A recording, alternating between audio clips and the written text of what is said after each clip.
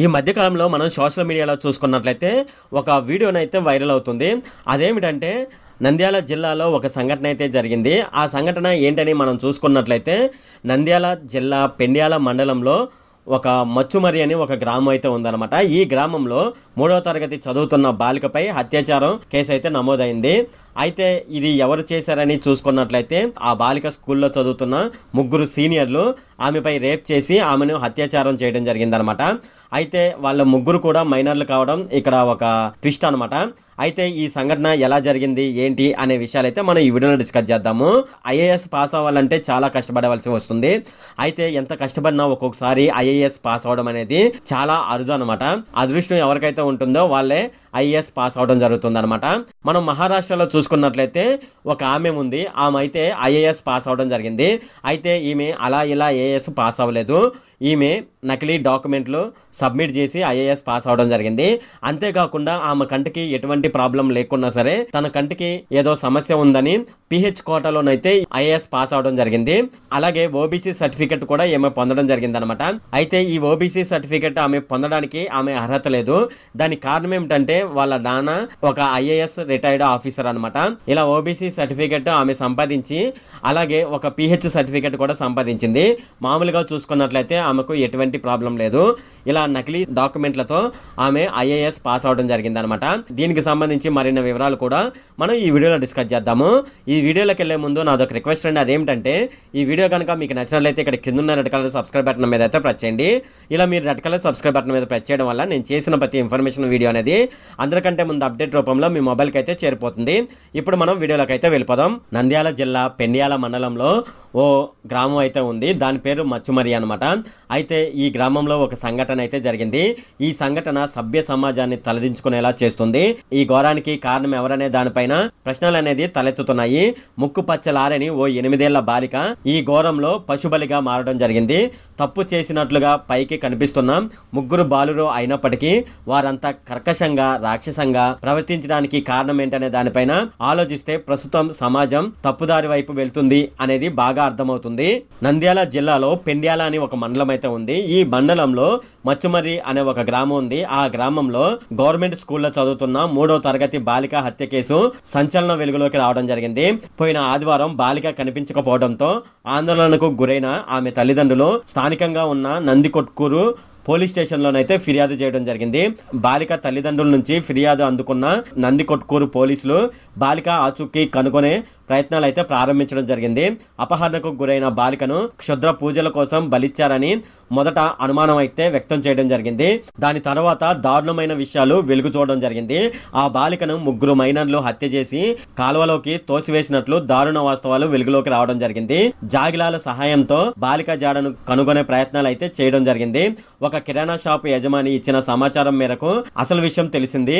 ఆదివారం సాయంత్రం మచ్చుమర్రి పార్కు వద్ద బాలిక ఆడుకుంటున్న సమయంలో అదే స్కూల్లో చదువుకుంటున్న ఆమె సీనియర్స్ ఆమెను ప్రక్కనే ఉన్న లిఫ్ట్ ఇరిగేషన్ దగ్గరికి వెళ్లి ఆడుకుందామని ఆమెతో చెప్పగా ఆమె స్కూల్ ఫ్రెండ్సే కదా అని వాళ్ళతో వెళ్ళింది. అయితే వెళ్లే మార్గంలో ఒక కిరాణా షాప్ దగ్గర ఆమెకు తినడానికి చిరుతిళ్ళు ఆమెను తీసుకొని లిఫ్ట్ ఇరిగేషన్ దగ్గరకు వాళ్ళు వెళ్ళడం జరిగింది. అక్కడ ఆ పాపను 3 కలిసి రేప్ చేశారు. ఈ విషయం ఆ బాలిక ఎవరికైనా చెప్తుందని వాళ్ళు గ్రహించి ఆమె గొంతు పిసికి చంపివేయడం జరిగింది. తర్వాత ఆ శవాన్ని ఆ లిఫ్ట్ ఇరిగేషన్ ప్రాజెక్ట్ లో ఎక్కువగా నీళ్లు ప్రవహించే ప్రాంతంలో ఆమెను పడవేయడం జరిగింది. ఇదే విషయాన్ని ఆ 3 మైనర్ బాలురు పోలీస్ విచారణలో అంగీకరించారు. పోలీసులు ఆ డెడ్ బాడీ కోసం గాలింపు చర్యలు అయితే చేపట్టడం జరిగింది. ఇది జరిగి 5 రోజులు దాటినప్పటికీ ఆ పాప డెడ్ బాడీ అనేది ఇంతవరకు కనిపించలేదు. ఈ సంఘటన చూసిన తర్వాత సమాజంలో క్రూరత్వం ఏ స్థాయిలో పెరిగిపోతుందో అర్థమవుతుంది. సినిమాలు, సోషల్ మీడియా, అశ్లీల చాటింగ్, మితిమీరిన స్వేచ్ఛ, గంజాయి వల్ల రేపటి పౌరుల భవిష్యత్తు నీరుగారిపోతుంది. స్కూల్ స్థాయి నుంచే మానవతా విలువలను బోధించడం వల్ల పరిస్థితి మార్పు వచ్చే అవకాశం అయితే ఉందని చాలా మంది అంటున్నారు. మరి చిన్నారులకు క్రైమ్ మెంటాలిటీ రాకుండా ఉండేందుకు తల్లిదండ్రులు అయితే ఎప్పటికప్పుడు వాళ్ళ ఫోన్లు అయితే గమనిస్తూ ఉండాలి. అలాగే వాళ్ళు ఏం చేస్తున్నారు, ఏం చదువుతున్నారు, ఎక్కడికి వెళ్తున్నారు, ఎప్పుడు వస్తున్నారు అనే విషయాన్ని ఎప్పటికప్పుడు గమనిస్తూ ఉన్నట్లయితే ఇటువంటి క్రైమ్స్ జరగకుండా అరికట్టడానికి అయితే అవకాశం అయితే ఉంది. ఈమె పేరు పూజా కెద్కర్ అనమాట. ఈమె ఒక ఐఏఎస్ అధికారి, కానీ ఈమె నకిలీ డాక్యుమెంట్లతో ఐఏఎస్ పాస్ అవడం జరిగింది. ఈమె ప్రొబేషనరీ పీరియడ్ లో ఉండగా, ఇక్కడ ప్రొబేషనరీ పీరియడ్ అంటే ఎవరైతే గవర్నమెంట్ జాబ్ కొత్తగా వస్తుందో వాళ్ళకైతే ప్రొబేషనరీ పీరియడ్ అనేది ఒకటైతే ఉంటుంది. ఇది డిపార్ట్మెంట్ ని బట్టి ఉంటుంది అనమాట. ఒక్కో డిపార్ట్మెంట్ లో 1 సంవత్సరం ఉంటుంది, కొన్ని డిపార్ట్మెంట్ లో 2 సంవత్సరాలు ఉంటుంది. వీళ్ళు ఈ ప్రొబేషనరీ పీరియడ్ లో జాగ్రత్తలు అయితే తీసుకోవాల్సి ఉంటుంది. ఎటువంటి తప్పు చేయకోకుండా, ఆఫీసులకు సెలవు పెట్టుకోకుండా ఉండాలి. ఎప్పుడైతే వీళ్ళ ప్రొబేషనరీ పీరియడ్ అయితే దాటిపోతుందో అప్పుడైతే వీళ్ళు పూర్తిగా గవర్నమెంట్ జాబ్ హోల్డర్స్ అయితే అవుతారనమాట. అయితే శాలరీ పరంగా చూసుకున్నట్లయితే ప్రొబేషనరీ పీరియడ్ లో ఉండగా వీళ్ళకు శాలరీ అయితే తక్కువగా వస్తుంది.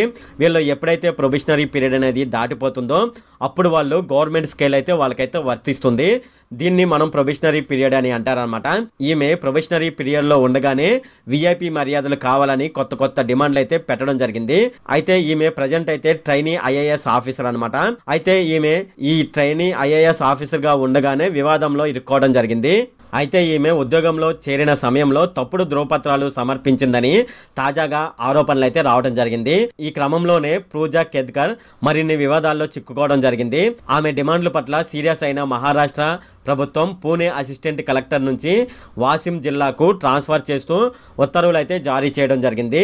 ఈ క్రమంలోనే తాజాగా వచ్చిన ఆరోపణలు మరింత సంచలనంగా మారడం జరిగింది. 2023 బ్యాచ్ కి చెందిందనమాట ఈ పూజా కెద్కర్. 2023లో ఐఏఎస్ అధికారి అవడం జరిగింది. తనకు కంటి మానసిక సంబంధ సమస్యలు ఉన్నట్లు ఉద్యోగంలో చేరే సమయంలో సమర్పించిన అఫిడవిట్ లో చేర్చడం జరిగిందని కొన్ని మీడియా సంస్థల్లోనైతే కథనాలు అయితే రావడం జరిగింది. అయితే ఈ సమస్యలకు సంబంధించి మెడికల్ టెస్టులు చేసేందుకు అధికారులు పిలవగా 6 సార్లు ఈమె రాకుండా తప్పించుకోవడం జరిగింది. 2022 ఏప్రిల్లో మొదటిసారి ఢిల్లీ ఎయిమ్స్ లో మెడికల్ టెస్టులు చేసేందుకు పూజా కెద్కర్ ను అధికారులు పిలవగా కోవిడ్ సోకిందని చెప్పి వెళ్ళలేదన్నమాట. దాని తర్వాత కూడా కొన్ని నెలల పాటు మెడికల్ టెస్టులకు ఈమె హాజరు కాలేదు. చివరికి 6వసారి మెడికల్ టెస్టుల కోసం ఆమెను పిలవగా పూర్తిగా టెస్టులు చేయించుకోలేదు. కంటి సమస్యలకు సంబంధించి కీలకమైన టెస్ట్ అయిన ఎంఆర్ఐ పరీక్షలు కూడా పూజ హాజరు కాలేదన్నమాట. కానీ ఈమె సివిల్ సర్వీస్ అపాయింట్మెంట్ ఏదో ఒక రకంగా తప్పుడు డాక్యుమెంట్లు ఇవ్వడం ద్వారా ఈమె ఉద్యోగం సంపాదించడం జరిగింది. దాని తర్వాత పూజా కెద్కర్ ఐఏఎస్ గా జాయిన్ అయ్యే ముందు తప్పుడు డాక్యుమెంట్లు సమర్పించిందని ఈమెపై కమిషన్ ట్రిబ్యునల్లో కేసు వేయడం జరిగింది. అయితే ఈ కేసుకు సంబంధించి 2023 ఫిబ్రవరిలో ఈమెకు వ్యతిరేకంగా కోర్టు అయితే తీర్పు ఇవ్వడం జరిగిందనమాట. అయినప్పటికీ ఈ పూజా కెద్కర్ ఐఏఎస్ గా ట్రైనింగ్ పొందడం జరిగింది. ఈమె తండ్రి ఒక ఐఏఎస్ రిటైర్డ్ అధికారి అనమాట. ఆయనకు 40 లక్షలకు పైగా ఆస్తులు అయితే ఉండడం జరిగింది. ప్రజెంట్ మార్కెట్ వాల్యూ చూసుకున్నట్లయితే ఇవి 100 కోట్లకు పైనే ఉన్నాయని మనం అయితే చెప్పవచ్చు. అయితే ఈమె ఓబీసీ సర్టిఫికెట్ లో క్రిమిలేయర్ సర్టిఫికెట్ అయితే పొందడం జరిగింది. అయితే ఇక్కడ ఓబీసీలో క్రిమిలేయర్, నాన్ క్రిమిలేయర్ అని ఉంటాయి అనమాట. ఇక్కడ మనం క్రిమిలేయర్ అంటే ఏంటి అనేది మనం చూద్దాము. తండ్రి యొక్క ఆదాయం సంవత్సరానికి 8 లక్షల కంటే తక్కువగా ఉంటే వాళ్ళను క్రిమిలేయర్ కిందకి తీసుకోవడం జరుగుతుంది. అలాగే 8 లక్షల కంటే ఎక్కువ సంవత్సర ఆదాయం వాళ్ళ తండ్రికి ఉంటే వాళ్ళను నాన్ క్రిమిలేయర్ గా తీసుకోవడం జరుగుతుంది. అయితే వీళ్ళిద్దరికి రిజర్వేషన్ విషయంలో చాలా తేడాలు అయితే ఉంటాయి అన్నమాట. అయితే ఈమె క్రిమిలేయర్ సర్టిఫికేట్ కారణంగా సివిల్లో 841 ర్యాంకు వచ్చినప్పటికీ ఐఏఎస్ హోదాను అయితే ఆమె పొందడం జరిగిందనమాట. దానికి కారణం ఏమిటంటే ఈమె క్రిమిలేయర్ సర్టిఫికేట్ ను అక్కడ సబ్మిట్ చేయడమే. అయితే ఈమె పూణేలో అసిస్టెంట్ కలెక్టర్ గా చేసినప్పుడు ఈమె ప్రొబేషనరీ ఐఏఎస్ అధికారి అనమాట. సో అయితే అప్పుడు ఉన్నతాధికారుల అనుమతి లేకుండా ఈమె ఏం చేసిందంటే ఐఏఎస్ కారు వెళ్తున్నప్పుడు మనకు ఒక రెడ్ లైట్, బ్లూ లైట్ అయితే తిరుగుతూ ఉంటాయి కదా, అటువంటి లైట్ అయితే ఈమె కారుకి అయితే అమర్చుకోవడం జరిగింది. అయితే ఇది ఉన్నతాధికారుల అనుమతి కూడా తీసుకోలేదు. ఇది ఈమె పూర్తిగా ఐఏఎస్ అధికారిని కాకముందు ఇలా చేయడం జరిగింది. అలాగే విఐపి నెంబర్ ప్లేట్ కూడా పెట్టుకోవడం జరిగింది. అంతేకాకుండా కారుకు మహారాష్ట్ర ప్రభుత్వం అనే స్టిక్కర్ ని కూడా ఈమె వేసుకోవడం జరిగింది. అంతటితో ఆగకుండా తనకు విఐపి వసతులు కావాలని ఏమైతే కోరడం జరిగింది. తనకు అధికారి ఛాంబర్ కేటాయించాలని ఈమె పట్టుబడడం జరిగింది. ఇలా పూజా కెద్కర్ వ్యవహారం తీవ్రం కావడంతో Pune collector doctor Suhasini Diwase Maharashtra chief secretary దృష్టికి దీన్ని తీసుకువెళ్ళడం జరిగింది. ఆమెను పూణే జిల్లా నుంచి వాసిం జిల్లాకు అయితే బదిలీ చేయడం జరిగింది. ఇది అన్నమాట ఈ ప్రొబేషన్ పీరియడ్ లో ఉన్న పూజా కేత్కర్ యొక్క ప్రవర్తన. ఇది ఫ్రెండ్ ఈ వీడియోలో. ఫ్రెండ్ ఈ వీడియో కనుక మీకు నచ్చినట్లయితే ఇక్కడ క్రింద ఉన్న రెడ్ కలర్ సబ్స్క్రైబ్ బటన్ మీద అయితే ప్రెస్ చేయండి. అలాగే ఈ వీడియోని మీ ఫ్రెండ్స్ అండ్ ఫ్యామిలీ మెంబర్స్కి అయితే షేర్ చేయండి. అలాగే ఈ వీడియో సంబంధించి ఏమైనా కామెంట్లోని అనుకోండి, నాకు తప్పనిసరిగా క్రింద ఉన్న కామెంట్ సెక్షన్లో అయితే తెలియజేయండి. ఈ వీడియో అంతే friend. Okay, thank you friend.